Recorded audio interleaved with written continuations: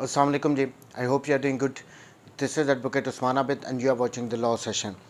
आज के सेशन में हम चैप्टर 5 करेंगे ऑफ स्पेसिफिक रिलीफ एक्ट. ये कैंसलेशन ऑफ इंस्ट्रूमेंट से रिलेटेड है. There are only 3 section in it. Article section 39 to section 41. Section 39 the heading is when cancellation may be ordered, यानी वो कौन सी सिचुएशंस हैं जिनमें एक इंस्ट्रूमेंट की कैंसलेशन के लिए कोर्ट ऑर्डर कर सकती है.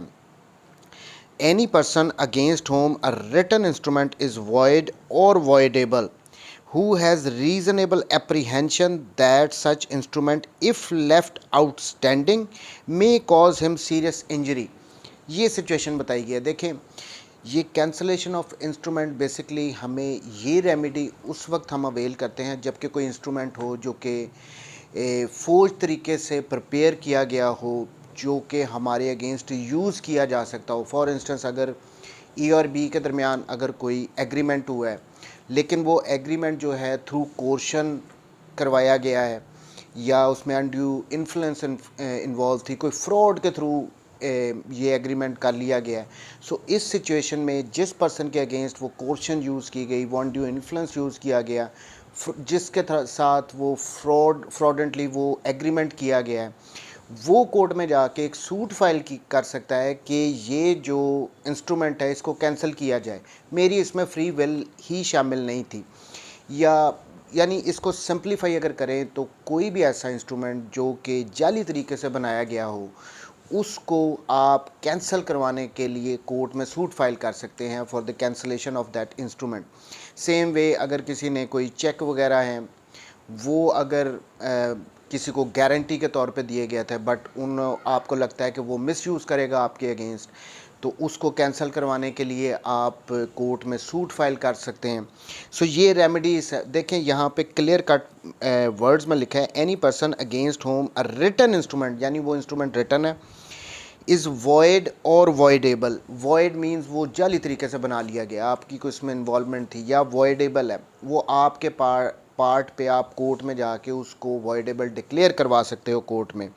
हु हैज़ रीजनेबल एप्रीहेंशन, उसको खदशा है that such instrument if left outstanding, यानी अगर उसको कोर्ट में जाके वो कैंसिल नहीं करवाता तो वो इंस्ट्रूमेंट उसके अगेंस्ट यूज़ किया जाएगा, इस वजह से वो सूट फाइल करेगा. May cause him serious injury, उसको उससे काफ़ी नुकसान हो सकता है कि अगर उस इंस्ट्रूमेंट को कैंसिल ना करवाया गया. मे सू टू हैव इट एडजस्ड वॉइड और वॉइडेबल, यानी वो उसको सू कर सकता है उस डॉक्यूमेंट को कैंसिल करवाने के लिए. एंड द कोर्ट में इन इट्स डिस्क्रिशन, यानी ये भी दूसरे रिलीफ की तरह जो कि हम स्पेसिफिक रिलीफ एक्ट में पढ़ रहे हैं, this is a discretionary relief. Court चाहे तो दे सकती है, कोर्ट की मर्ज़ी पे डिपेंड करता है. अगर फैक्ट्स इस तरह के हैं तो कोर्ट उसको कैंसिल कर देगी उस इंस्ट्रूमेंट को. So adjust to be delivered up and cancelled. तो इन सिचुएशन में, यानी बहुत ज़्यादा अगर इसको मैं क्लियर कट वर्ड्स में जाऊँ तो कोई भी ऐसा डॉक्यूमेंट जो कि फ्रॉडेंटली प्रिपेयर किया गया है, जिससे किसी पर्सन को लगता है कि मुझे इससे कोई नुकसान होगा, मुझे कोई इंजरी कॉज की जाएगी, वो उस इंस्ट्रूमेंट को कैंसिल करवाने के लिए कोर्ट में सूट फाइल कर सकता है for the cancellation of that instrument. Next, if the instrument has been registered under the Registration Act, the court shall also send a copy of its decree to the officer in whose office the instrument has been so registered, and such officer shall note on the copy of the instrument contained in his book the fact that of its cancellation. देखें, further यहाँ पे ये बता दिया गया है कि अगर वो जो इंस्ट्रूमेंट था उसको रजिस्टर भी करवा लिया गया. पाकिस्तान में रजिस्ट्रेशन एक्ट है 1908 का, उसमें सेक्शन 17 है जिसके थ्रू वो डॉक्यूमेंट्स बताए गए हैं जिनको कंपलसरी रजिस्टर करवाया जाता है. सो यहाँ पे फर्दर आगे उसको कह दिया गया है कि उस इंस्ट्रूमेंट को अगर रजिस्टर भी करवा लिया गया है तो इस सिचुएशन में कोर्ट जब उस डॉक्यूमेंट को कैंसिल करेगी तो वो उसकी एक कॉपी भेज देगी उस ऑफिसर को जिसके ऑफिस में उसको रजिस्टर किया गया है, और वो उस इंस्ट्रूमेंट के ऊपर ये नोट लिख देगा कोर्ट की डिक्री का कि इसको कोर्ट की तरफ से कैंसिल किया जा चुका है. अब इसमें इलस्ट्रेशंस हैं. नंबर 1 जो पहली इलस्ट्रेशन है, A the owner of a ship by fraudulently representing her to be सी वर्दी.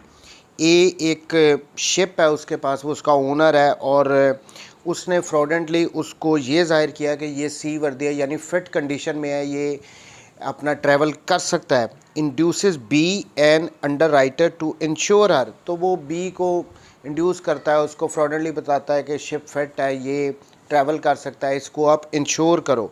बी में obtain the cancellation of the policy, लेकिन अगर बाद में बी को ये पता लगता है कि सी जो ये इंश्योर इसने करवा लिया मुझसे झूठ बोल के, फ्रॉड करके, ये तो सी वर्दी नहीं है, तो इस सिचुएशन में वो कोर्ट में जाके कैंसलेशन का सूट फाइल कर सकता है कि ये जो इंश्योर किया गया है, इसका जो इंस्ट्रूमेंट है, इसको कैंसिल कर दिया जाए।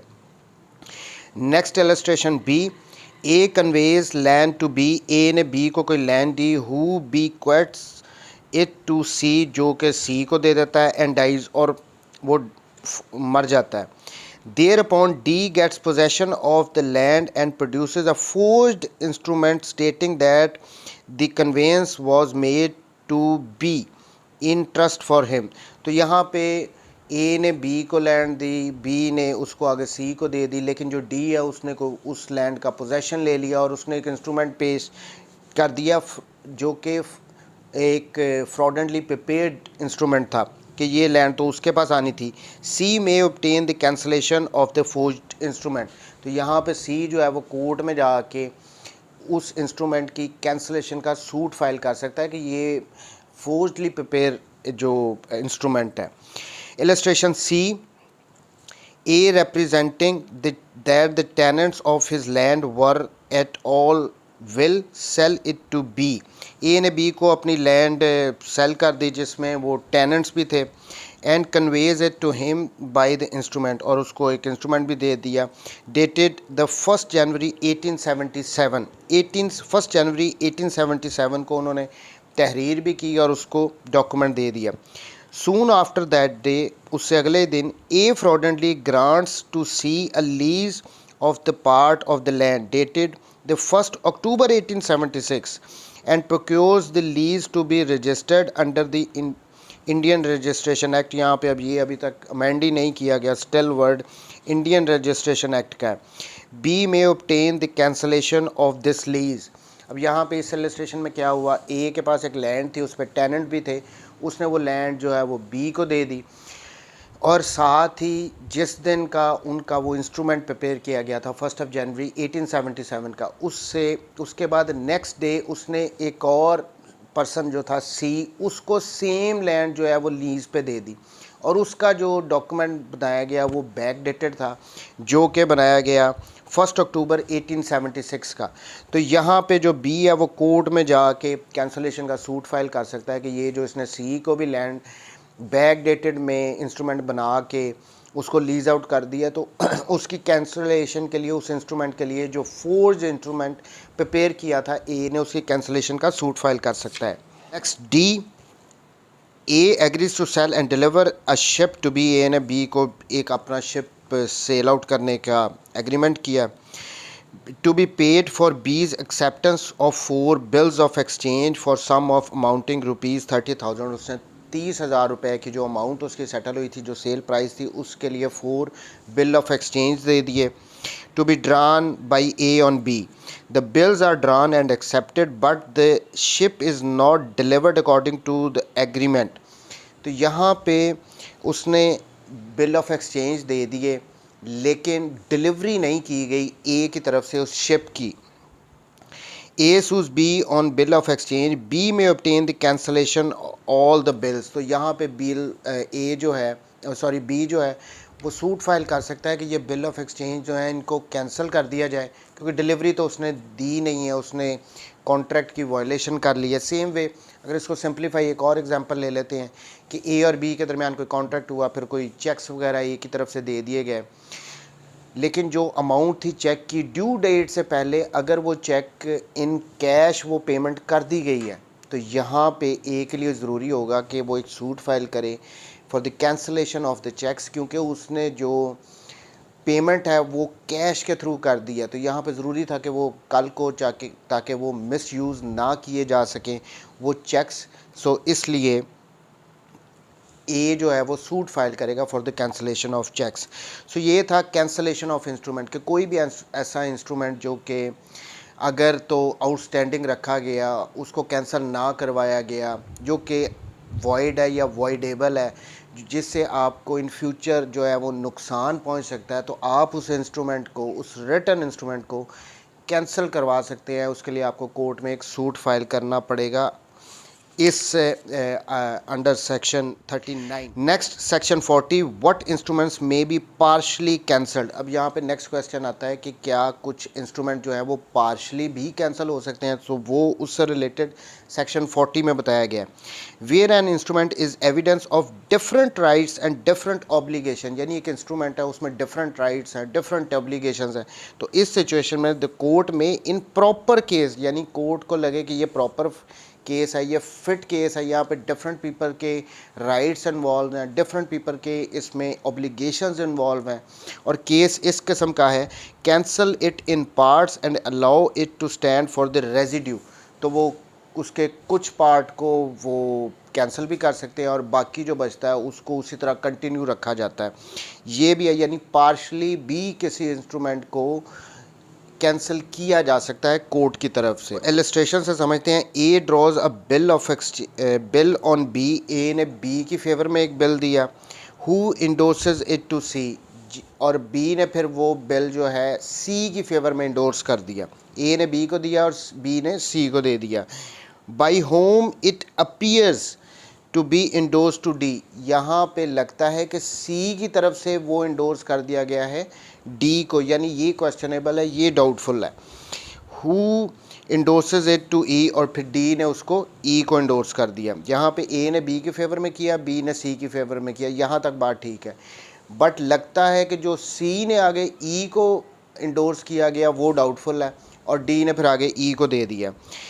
Seize endorsement is forged, clear cut बात पता लगी कि जो सी की तरफ से डी की फेवर में इंडोर्स किया गया था वो फोर्ज्ड है। C is entitled to have such endorsement cancelled, leaving the bill to stand in other respects. तो यहाँ पे सी कोर्ट में जाएगा, वो जाके कहेगा कि ये जो इंडोर्समेंट मेरी तरफ से डी की फेवर में की गई है ये फोर्ज्ड है, मैंने तो डी के फेवर में इंडोर्स ही नहीं किया। तो यहाँ से जितनी भी ट्रांजैक्शन आगे होंगी, सी से डी, डी से ई, वो कैंसिल कोर्ट कर देगी और पीछे वाली इंटैक्ट रहेंगी। सो ये पार्शल इसमें कैंसलेशन हो रही है, पार्शल इन कैंसलेशन भी हो सकती है। Section 41, power to require party to whom instrument is cancel to make compensation. On judging the cancellation of an instrument, the court may require the party to whom such relief is granted to make any compensation to the other which justice may require। तो यहाँ पे ये भी है, ये equity से related चल रहा है कि अगर किसी की फेवर में कोई डॉक्यूमेंट, कोई इंस्ट्रूमेंट जो है वो कैंसिल किया जा रहा है, तो अगर कोर्ट को ये लगता है कि जो अदर पार्टी हैं उनको कंपनसेशन भी दी जाए, तो यहाँ पे कोर्ट कंपनसेशन भी अलाउ कर सकती है। So this was all about cancellation of instrument. कोई भी ऐसा इंस्ट्रूमेंट जो कि फोर्ज्ड है या जिससे लगता है कि आपके पार्ट पे वो वॉइडेबल है, जिससे आपको लगता है अगर उसको कैंसिल नहीं करवाया गया तो वो आपको इन फ्यूचर डैमेज करेगा, आप उससे आपको इंजरी कॉज होगी, सो आप कोर्ट में जाके अंडर दिस रेमेडी एक सूट फाइल कर सकते हो कि इस इंस्ट्रूमेंट को कैंसिल कर दिया जाए। सेकेंडली, इसको पार्ट्स में भी कैंसिल किया जा सकता है कि अगर तो डिफरेंट पर्सनस की different rights and obligations involve है, सो कोर्ट यहाँ पे सर्कमस्टांसेस एंड फैक्ट्स को देखते हुए इन पार्ट्स भी उस इंस्ट्रूमेंट को कैंसिल कर सकती है, और लास्टली इसमें कंपनसेशन भी दी जा सकती है। थैंक यू वेरी मच जी, टेक केयर, अल्लाह हाफ़िज़।